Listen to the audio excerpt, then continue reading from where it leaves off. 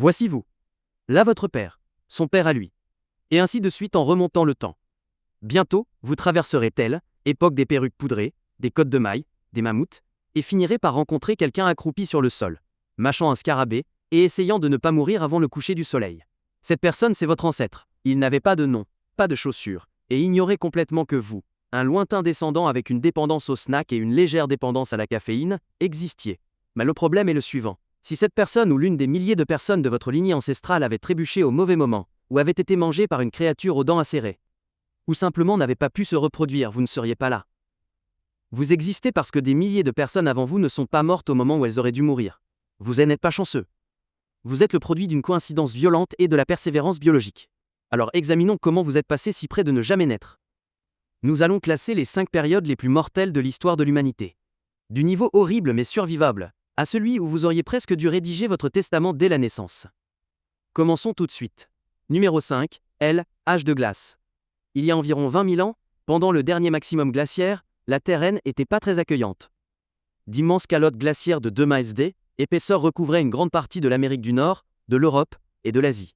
La température moyenne mondiale a chuté d'environ 10 degrés Fahrenheit, soit 6 degrés Celsius, transformant la majeure partie de la planète en un désert gelé, où la nourriture était un concept rare. Si vous aviez vécu à cette époque, votre routine quotidienne aurait consisté à ne pas mourir d'hypothermie, à chasser des mammouths laineux aussi gros que des autobus scolaires, et à fuir occasionnellement des créatures comme les lions des cavernes, Panthera spelaea, l'un des plus grands félins sauvages de l'histoire.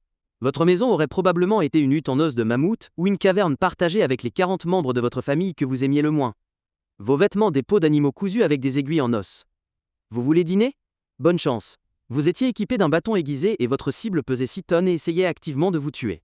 Et si la faim ne vous tuait pas, une simple coupure infectée le ferait probablement. Pas d'antibiotiques, pas de vaccins, pas de salle d'urgence, juste beaucoup de remèdes maison impliquant de mâcher des plantes aléatoires et d'espérer le meilleur. Malgré tout cela, l'Homo sapiens s'est adapté, a inventé des outils, a maîtrisé le feu et a même créé des arts rudimentaires comme les peintures rupestres de Lascaux. Numéro 4. L'aube de l'agriculture. Il y a environ 10 000 ans, l'humanité a eu une idée brillante. À ce moment-là, courir après un autre mammouth était devenu trop épuisant, les jambes étaient trop fatiguées. Ils avaient parcouru des centaines de kilomètres à la recherche de nourriture. Une solution fut proposée. Laissons la nourriture venir à nous. Comment? En s'installant en un lieu, en cultivant et en construisant. Bienvenue à l'aube de l'agriculture. Également connu comme le moment où l'humanité a involontairement rendu la vie beaucoup plus difficile. Les premiers agriculteurs ont abandonné le mode de vie nomade de chasseurs-cueilleurs pour s'installer dans des villages fixes, cultivant des plantes comme le blé, l'orge et les lentilles. Cela semble intelligent, n'est-ce pas? Oui, sauf que cela a ouvert une myriade de nouveaux problèmes. Vivre à proximité les uns des autres signifiait que les maladies pouvaient désormais se propager comme une traînée de poudre. Votre régime alimentaire est devenu bien pire, moins de protéines, plus de carences en vitamines, et vos dents ont en gros pourri dans votre bouche. Sans parler du problème des mauvaises récoltes. Une sécheresse terrible, une nuée de sauterelles, une inondation aléatoire, et tout votre village mourait de faim en regardant désespérément le ciel. Les archéologues ont même trouvé des squelettes anciens montrant des signes de malnutrition, d'anémie et d'horribles catastrophes dentaires. Numéro 3. Les invasions mongoles. Si vous viviez au XIIIe siècle, et que vous voyiez un nuage de poussière à l'horizon, vous aviez environ 3 minutes pour paniquer avant que votre ville ne soit rasée. Sous la direction de Genghis Khan, un homme pour qui la pitié était un mythe, les Mongols ont créé le plus grand empire terrestre de l'histoire humaine, étendant de la Chine à l'Europe de l'Est. Leur stratégie, apparaître rapidement, frapper fort, et ne laisser rien debout. Des villes entières ont été rayées de la carte. Les populations massacrées et les survivants, s'il y en avait, étaient parfois utilisés comme boucliers humains pour la bataille suivante. Les archers à cheval mongols pouvaient vous atteindre à 300 yards en pleine galopade, ayant en fait inventé la guerre mobile des siècles avant l'apparition des chars. Les historiens estiment que les invasions mongoles ont tué environ 10% de la population mondiale à une époque où la population mondiale était déjà très faible. Numéro 2. La peste noire. En 1347, l'Europe a reçu un visiteur indésirable d'Asie centrale, via des puces porteuses de la maladie, et les choses ont rapidement tourné au vinaigre. La peste noire, ou peste bubonique, a déferlé sur les villes et les cités comme un incendie de forêt biologique, causé par la bactérie Yersinia pestis. Elle se déplaçait sur les rats, les puces, et les personnes qui n'avaient absolument aucune notion d'hygiène personnelle. Une fois qu'elle a éclaté, la survie est devenue une loterie. Vous pouviez être infecté par une poignée de main, une tasse partagée, ou simplement en respirant le même air médiéval qu'une personne infectée. Les symptômes incluaient des ganglions lymphatiques enflés, de la fièvre, des vomissements de sang et finalement la mort, souvent en quelques jours seulement.